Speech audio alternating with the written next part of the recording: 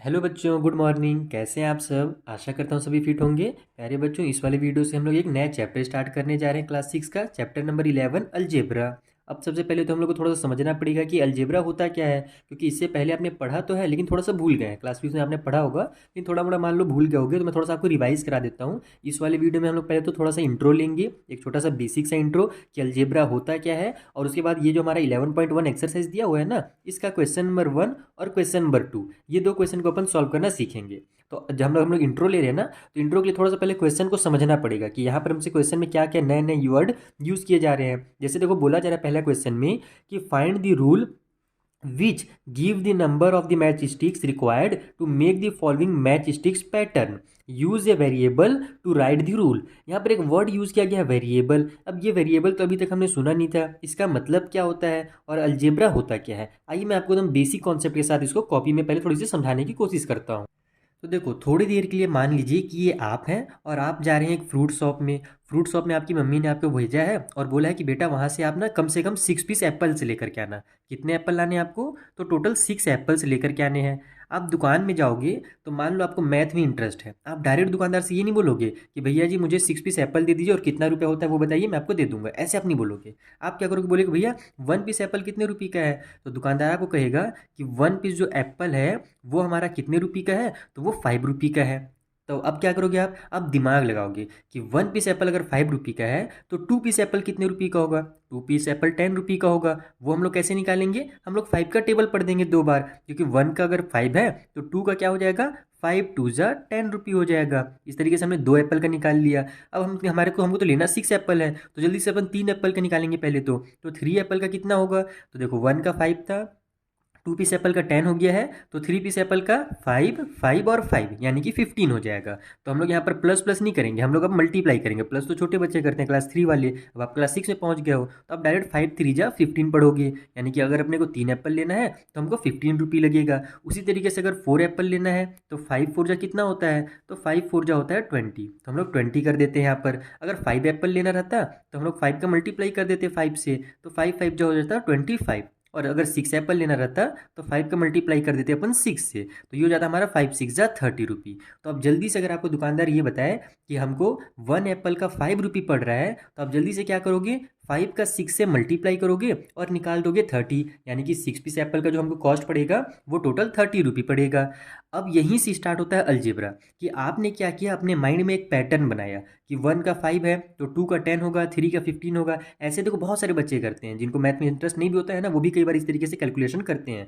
तो ये जो अलजेब्रा है ये खुद के माइंड पे ही होता है, समझ आ रहा है? इसमें जरूरी नहीं कि आप बार बार बुक कॉपी लो या फिर आपको जो फॉर्मूला दिए गए उसको रटो। आप क्या कर सकते हो, अपने माइंड पे ही अलजेब्रा को सॉल्व कर सकते हो। तो आपने क्या किया यहाँ पर से, आपने एक पैटर्न बनाया कि 1 का 5 है तो 2 का 10 हो जाएगा, 5 का 2 से मल्टीप्लाई करेंगे। अगर 3 लेना है तो 5 का 3 से मल्टीप्लाई करेंगे। अगर 6 लेना है तो 5 का 6 से मल्टीप्लाई करेंगे। इसका मतलब क्या हुआ कि हर बार हमारा 5 से ही मल्टीप्लाई हो रहा है। हमको जितने भी एप्पल चाहिए उतने से मल्टीप्लाई कर रहे हैं अपन लोग। यहाँ पर ये जो नंबर्स, ये क्या है? ये एप्पल के नंबर है। ये 2 पीस एप्पल था, ये 3 एप्पल था, ये 4 एप्पल था, और ये क्या है? कॉस्ट है। इससे हमारे दिमाग में एक रूल बन गया कि अगर अपने को कितना एप्पल लेना रहे, अभी तो केवल 6 पीस लेना था तो मैंने 5 से 6 का मल्टीप्लाई किया। अगर हमको मान लो 100 पीस एप्पल लेना रहता तब हम क्या करते? सिंपली 5 का मल्टीप्लाई कर देते 100 से।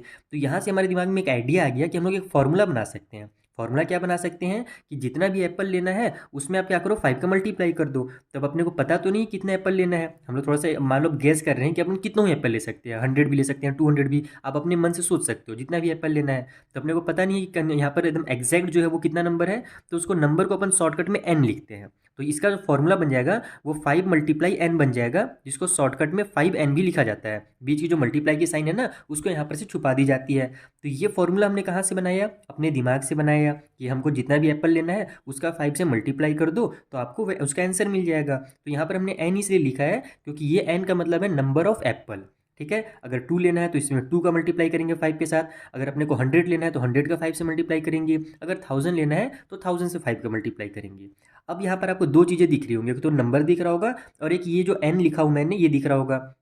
ठीक है। अब अगर मैं आपसे पूछूं कि इसमें बताओ कौन सी चीज़ चेंज हो सकती है और कौन सी नहीं होगी, तो आप बोलोगे सर ये जो एन है ये चेंज होते रहता है। कभी हमको 100 पीस लेना है तो हम लोग यहाँ पर एन के बदले 100 लिखते हैं। अगर कभी अपने को 6 पीस लेना है तो एन के बदले में अपन 6 लिखते हैं। लेकिन ये जो 5 है ये चेंज नहीं हो रहा है। तो जो चेंज नहीं होता है ना, इसको कॉन्स्टेंट कहा जाता है। और जो चेंज हो जाता है उसको अपन वेरिएबल कहते हैं। वेरिएबल का मतलब ही होता है वेरी करना। वेरी मतलब चेंज करना, बदलते रहना। ठीक है। तो जो चीज़ें चेंज होते जाती हैं उसको अपन वेरिएबल कहते हैं। जैसे भी आप आगे जब चैप्टर में बढ़ोगे ना, तो आपको कई जगह पर दिखेगा 5x या फिर 5y। तो ये सब चीज़ें जो रहती है ये चेंज होने वाली चीज़ें रहती हैं, इसका कुछ भी वैल्यू निकल सकता है। तो इसको अपन वेरिएबल कहते हैं। और जो नंबर लिखा हुआ रहेगा ना, उसको समझना कांस्टेंट है, उसका चेंज नहीं होगा। अब देखो ना, कहीं पर 5 को मैंने चेंज किया क्या? नहीं किया, क्योंकि हम जानते हैं कि एक एप्पल का 5 रुपये है, तो मुझे बार बार 5 ही लिखना पड़ेगा। इसीलिए ये जो कहलाता है ये कांस्टेंट, क्योंकि ये चेंज नहीं होता है। तो ये ध्यान रखना कि ये जो एन वाई है ना, पी क्यू आर एस, जो भी अल्फ़ाबेट अगर आपके पास दिया रहेगा तो वो होगा वेरिएबल, और जो भी नंबर दिए रहेंगे उनको कहते हैं कांस्टेंट। ये हमारा बेसिक हो गया यहाँ पर। और ये जो हमने भी रूल बनाया ना यहाँ पर, ये 5n करके, उसी तरीके का रूल आपको बनाने के लिए दिया गया है क्वेश्चन नंबर 1 में। आइए मैं फिर से आपको क्वेश्चन नंबर 1 अब अच्छे से समझाता हूँ रीड करके, ताकि आपको क्लियरली समझ में आए कि आपसे क्वेश्चन में कहा क्या जा रहा है। तो देखो, अब आपको क्वेश्चन अच्छे से समझ में आएगा। यहाँ पर हमसे बोला जा रहा है कि find the rule which give the number of match sticks required to make the following match stick pattern. यानी कि यहाँ पर आपको कुछ मैच स्टिक के पैटर्न दिए गए हैं। जैसे टी लिखा हुआ है ना, टी एक अल्फाबेट है। आपको अगर टी बनाना है मैच स्टिक से, मैच स्टिक को बोलते हैं माचिस की जो तिल्ली होती है उसको बोलते हैं। तो माचिस की तिल्ली से अगर आपको टी बनाना है तो आपको क्या पैटर्न मिल रहा है, आपको क्या यहाँ पर, मतलब कि एक तरह से आप बोल सकते हो कि क्या फॉर्मूला आपने बना रहे हैं अपने दिमाग में, आप कैसे बना सकते हो। आपको क्या करना है, वेरिएबल का यूज़ करना है और एक रूल बनाना है। जैसे यहाँ पर हमने भी एप्पल का एग्जाम्पल लेकर के रूल बनाया था ना, सेम वही काम यहाँ पर अपने को मैच स्टिक का यूज़ करना है। जैसे देखो, अगर अपने को टी बनाना है तो एक ऐसे मैच स्टिक रखना पड़ेगा और एक ऐसे मैच स्टिक रखना पड़ेगा। तो टोटल हमारे पास एक पीस टी बनाने के लिए टोटल कितने मैच स्टिक लग गए? 2 लग गए। समझ में आया? अगर उसी तरीके से मैं यहाँ पर 2 मैच स्टिक बनाऊंगा तब मेरे पास कितना लगेगा?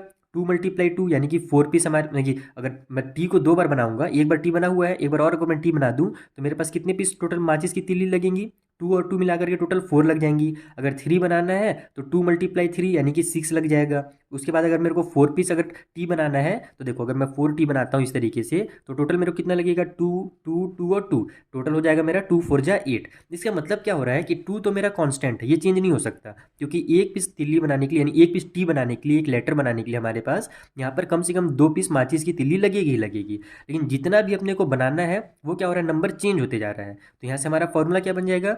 2 और n बन जाएगा, सिंपल। क्योंकि एक पीस बनाने के लिए 2 लग रहा है, अब जितना भी बनाना है उसे आप मल्टीप्लाई कर दो। जैसे कि मान लो अगर 10 पीस बनाना है टी, तो आप क्या करो, 2 का मल्टीप्लाई 10 से कर दो, तो 2 10 जा हमारा हो जाएगा 20। अगर अपने को 100 पीस बनाना है माचिस की तिल्ली से टी, तब हम लोग क्या करेंगे, 2 का मल्टीप्लाई 100 से कर देंगे, तो हो जाएगा 200। यानी कि 100 पीस टी बनाने के लिए अपने को 200 माचिस की तिल्लियों की जरूरत पड़ेगी। तो ये हमारा क्या बन गया, एक पैटर्न बन गया, जहाँ पर हमने एन का यूज़ किया है एक वेरिएबल की तहत। यहाँ पर बोला था ना कि वेरिएबल का यूज़ करना है, तो हमने वेरिएबल के बदले एन लिख दिया। एन का मतलब नंबर ऑफ मैच स्टिक। ठीक है। उसी तरीके से यहाँ अगर अपने को Z बनाना है तो देखो कितना पीस लग रहा है, 1 2 और 3 लग रहा है। यानी एक Z को बनाने के लिए 3 पीस लग रहा है। तो सबसे पहले तो आप 3 लिख लो। अब जितना भी अपने को बनाना रहेगा Z, मान लो 1 पीस बनाना रहेगा तो 3 × 1 कर देंगे। अगर 2 पीस Z बनाना रहेगा तो 3 × 2 करेंगे, तो हमको पता चल जाएगा कि 6 पीस माचिस की तिल्लियाँ लगेंगी, मैच स्टिक लगेंगी।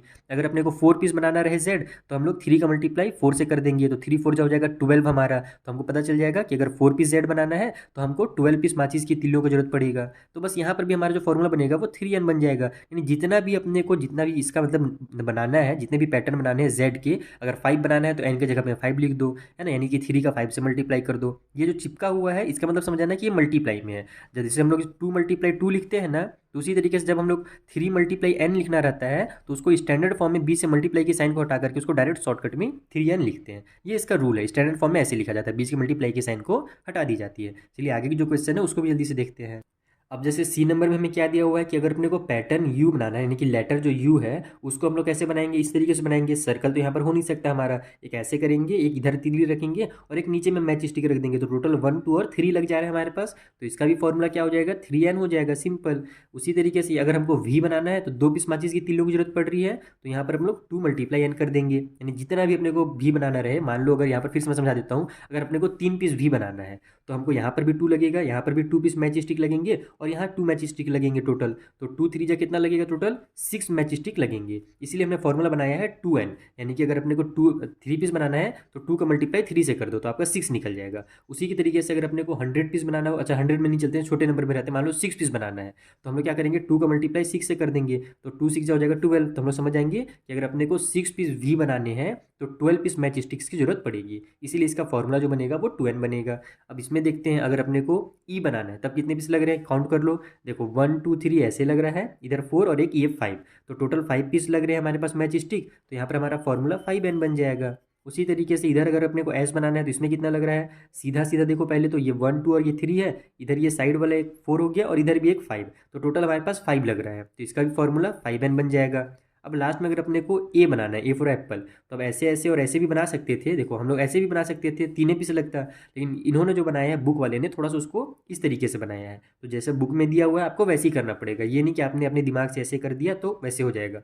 यहाँ पर जैसा बुक में डायग्राम दिया हुआ है आपको उसी तरीके से उसका फॉर्मूला बनाना है। तो यहाँ पर हम लोग काउंट कर लेंगे कितनी माचिस की तीलियाँ लग रही हैं। तो देखो नीचे 1 2 3 हो गया, फिर यहाँ 4, यहाँ 5 और यहाँ 6, तो टोटल इसमें 6 पीस माचिस की तीलों की जरूरत अपने को पड़ेगी। तो इसका फॉर्मूला 6n हो जाएगा। तो इस तरीके से हमने क्या किया, एक पैटर्न बना दिया सिंपल।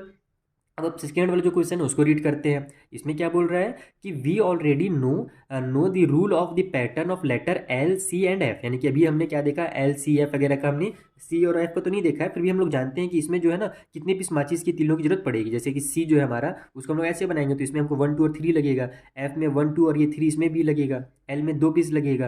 यानी कि हम लोग पैटर्न को अब समझ गए कि कितनी माचिस की तीलियों की जरूरत पड़ेगी अगर अपने को इनको बनाना है। तो अब हमसे बोला क्या जा रहा कि sum of the letters from question number 1 given above give us the same rule as that given by L. यानी कि हम क्या देखते हैं कि जो एल में जितने माचिस की तीलियां लगेंगी तो एल में कितनी माचिस की तीलियां लगेंगी, एल में 2 माचिस की तीलियां लगेंगी, तो एल का फॉर्मूला क्या बनेगा 2n बनेगा। तो इसमें क्या बोल रहा है कि जितने भी अभी आपने सॉल्व किए क्वेश्चन नंबर 1 में उसमें भी आपको क्या दिखा, कुछ कुछ जगह पर सेम रूल दिखा, यानी 2n वाला रूल आपको कहीं कहीं पर और मिला है। जैसे आपने एल में निकाला 2n, उसी तरीके से और भी कहीं कहीं पर 2n मिला है आपको। तो बताइए विच आर दिस, वो कौन सी हैं और वाई डज दिस हैपन, और ये इस तरीके से क्यों हुआ। तो देखो एक तो यहाँ पर अपने को वी में दिख रहा है कि वी में भी 2n का फॉर्मूला बना था, यानी कि डी वाला जो हमारा क्वेश्चन है उसमें एक तो 2n का फॉर्मूला बना था। एक सेकंड लाइट कट हो गया, थोड़ा फ्लैश ऑन कर लेता हूँ ताकि आपको अच्छे से दिखे। ठीक है अब दिख रहा है। तो यहाँ पर हमको 2n का फॉर्मूला बना था, और एक जो क्वेश्चन नंबर 1 था ना उधर बुक को पलटना पड़ेगा मुझे, वहाँ पर टी में बना हुआ है। जैसे टी हमको लिखे थे ना जो पहला क्वेश्चन था, तो उसमें भी अपने को क्या लगा था 2n का फॉर्मूला लगा था।